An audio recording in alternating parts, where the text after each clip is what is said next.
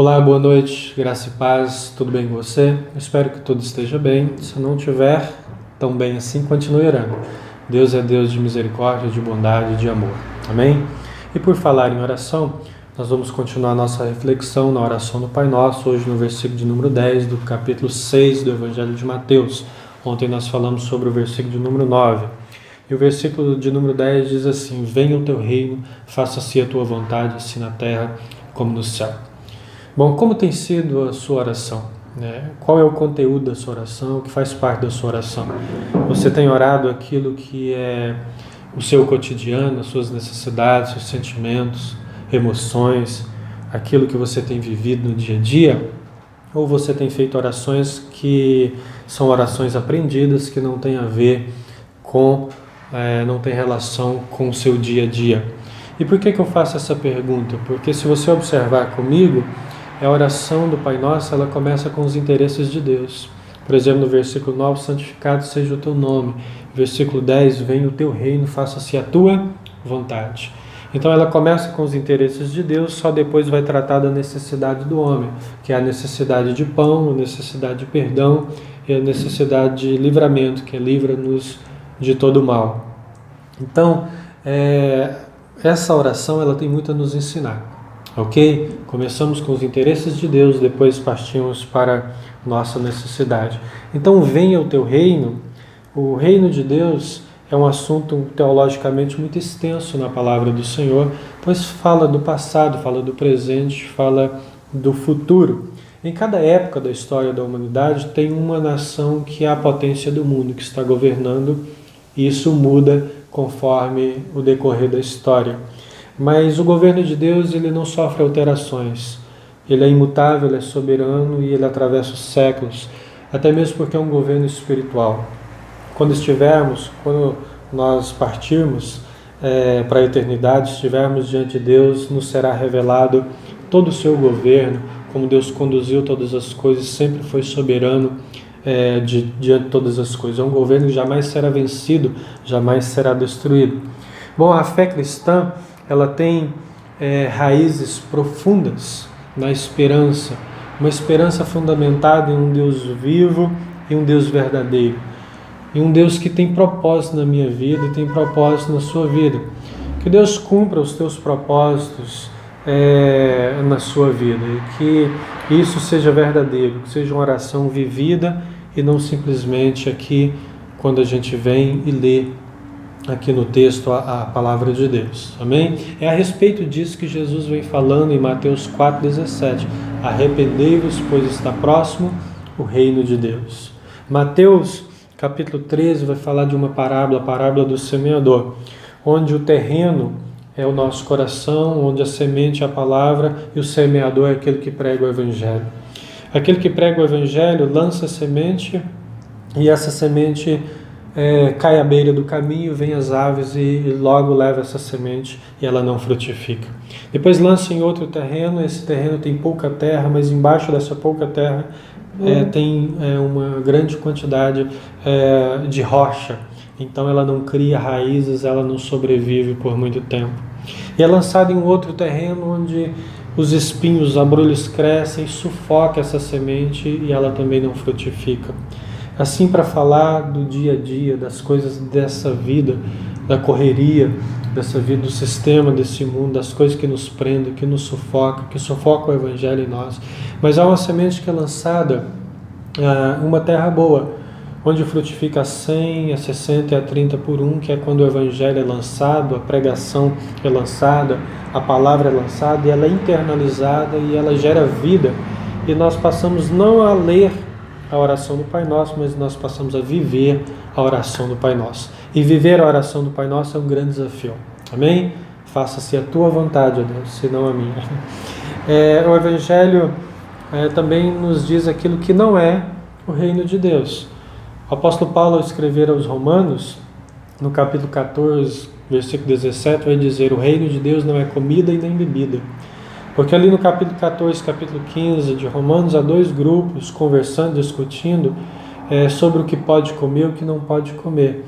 E o apóstolo Paulo escreve: o reino de Deus não se trata do que você come, do que você deixa de comer, isso é insignificante. diante do reino de Deus. O reino de Deus é uma realidade espiritual estabelecida por Deus. E Jesus vai dizer: o meu reino não é deste mundo. Então, de uma forma simplificada, eu quero dizer para você o que significa venha o teu reino. Essa oração que é para ser vivida. Venha o teu reino significa que venha o governo de Deus sobre a minha vida. Que Deus conduza o meu coração, os meus dias. Que o Espírito Santo de Deus guie os meus passos. Que as minhas decisões são decisões pautadas segundo o Evangelho. Venha o teu reino é quando Deus está governando a nossa vida, como é prioridade na nossa vida. Venha o teu reino significa que não viva mais eu, mas que Cristo viva em mim. A minha vida não me pertence, eu entreguei ela a Cristo e eu a entreguei para viver segundo a vontade do reino. Então é quando a vontade de Deus prevalece, é quando Deus governa a nossa casa, governa o nosso coração, governa os nossos passos. É quando a nossa vida é dedicada ao reino de Deus, pois venha o teu reino, nós estamos chamando, quando isso é feito verdadeiramente, o governo de Deus, a condução de Deus, a administração do Evangelho através na nossa vida, na verdade. E consequentemente vai dizer aqui: faça-se a tua vontade. Quando Deus está governando a nossa vida, fazer a vontade de Deus é simplesmente uma consequência. Mas aqui é um campo onde nós relutamos muito entre a nossa vontade e a vontade de Deus. Nem sempre fazemos a vontade de Deus. Na verdade, a nossa tendência é de não querer fazer a vontade de Deus. Nós não queremos muitas vezes orar. Nós não queremos muitas vezes fazer o bem que Jesus nos ensinou a fazer. Nós não queremos muitas vezes nos tornar servos uns dos outros. Nós não temos a tendência de sermos humildes. Nós não queremos muitas vezes nos igualar aos outros para sermos simplesmente iguais, simplesmente com a mesma origem, com as mesmas limitações. Nós não queremos muitas vezes viver isso. Muitas vezes não queremos nos dobrar à vontade de Deus. Você tem vivido a vontade de Deus? É Deus que conduz as suas vidas. É Deus, é o Evangelho que toma as decisões na sua vida. As decisões são suas. Ou será que você decidiu viver a vida para você mesmo? Ou você decidiu que você quer ser servido e não servir?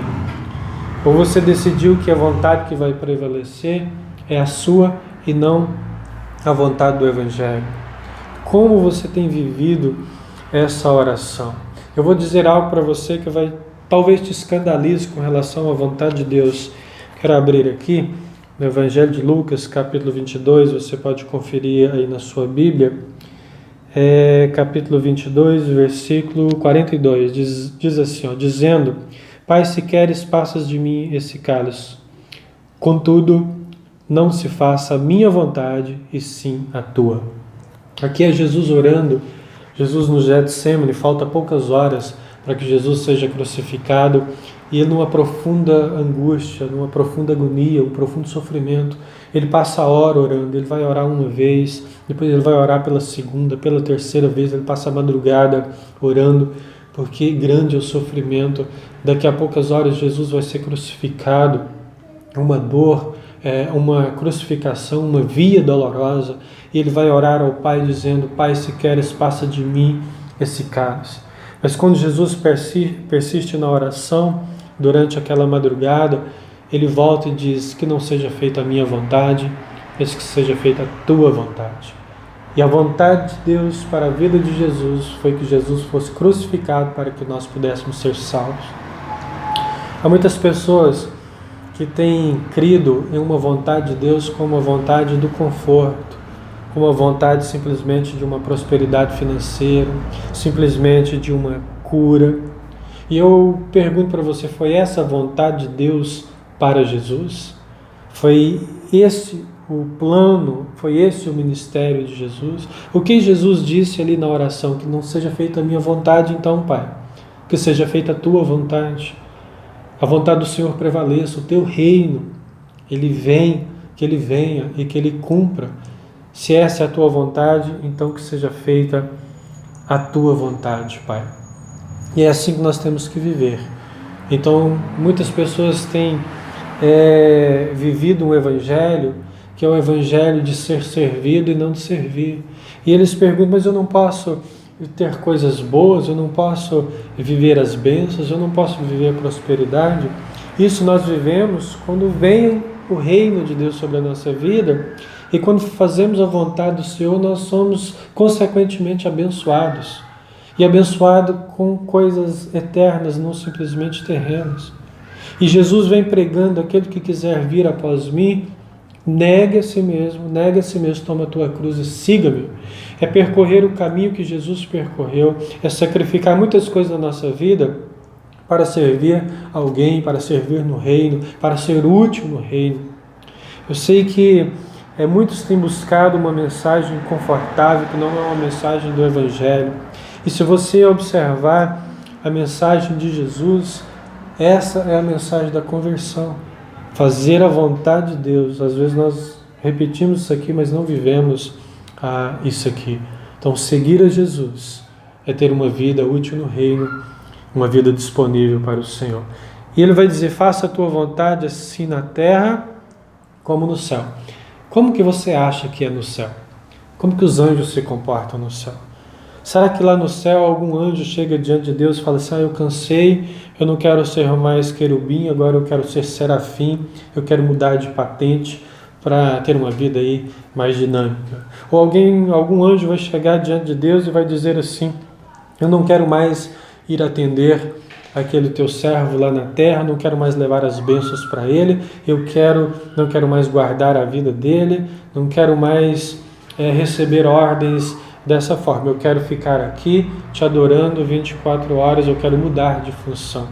Você acha que os anjos chegam diante de Deus e vai dizendo: eu quero assim, eu quero dessa forma, eu quero aquilo, eu quero viver assim, é assim que eu quero a minha vida a partir de agora? Não, isso não acontece. Os que desejaram, buscaram isso, a Bíblia diz que eles foram expulsos da presença de Deus, da glória do Senhor, que a Bíblia trata como o próprio diabo, que são os anjos caídos. Então, como será a vontade de Deus no céu? Tenha certeza que a vontade de Deus no céu ela é feita. E na terra? Porque diz assim, na terra como no céu, ou como é no céu. A vontade de Deus prevalece sobre a sua vida, como tem sido a vontade de Deus no seu coração. Venha o teu reino é quando nós chamamos: Deus governa a minha vida. Faça-se a tua vontade é quando nós nos entregamos a fazer a vontade de Deus. Você tem feito a sua vontade ou a vontade de Deus?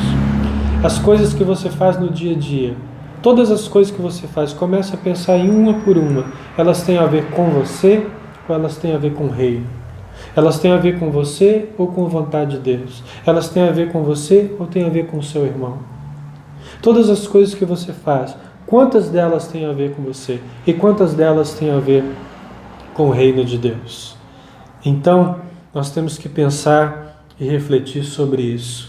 Nós temos que viver a vontade de Deus para viver a oração do Pai Nosso. Nós temos que chamar o governo de Deus e deixar Ele conduzir, segundo a Sua palavra, a nossa vida e não ser resistente a isso. Porque a vontade de Deus é feita no céu e a vontade de Deus deve ser feita na nossa vida. Amém? E há um conflito muito grande entre a nossa vontade e a vontade de Deus. Talvez o que você quer viver é um evangelho de autoajuda, um evangelho antropocêntrico, onde o homem é o centro de todas as coisas. Ele dá ordens para Deus. Deus faça isso, Deus faça aquilo. Deus é dessa forma, é para hoje, é para ontem. Ou seja, um evangelho coach, onde diz: você pode tudo, você é assim, você é dessa forma, você é o centro de todas as coisas.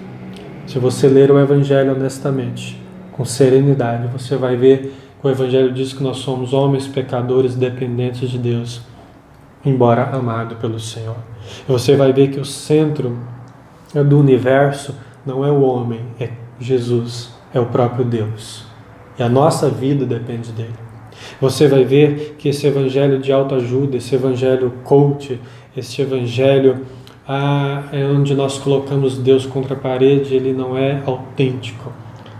A vontade do Pai para Cristo foi a cruz. A vontade de Jesus para as nossas vidas é: siga-me. Negue a si mesmo, toma a tua cruz e siga-me. Então é fazer a vontade do Pai e não a nossa vontade, assim no céu como na terra. Amém? Então a oração do Pai Nosso não é para fazer a nossa vontade no céu. A oração do Pai Nosso é para fazer a vontade de Deus na terra. A oração é para fazer a vontade de Deus no nosso coração. Venha o teu reino. Quem está governando a sua vida? O governo é o seu próprio governo ou você está sendo governado pelo Espírito Santo de Deus? Está vivendo como o Espírito Santo de Deus quer e fazendo o que Ele quer? A sua vontade prevalece ou você se dobra em quebrantamento à vontade do Senhor? O que você tem feito, como você tem vivido, como você tem orado?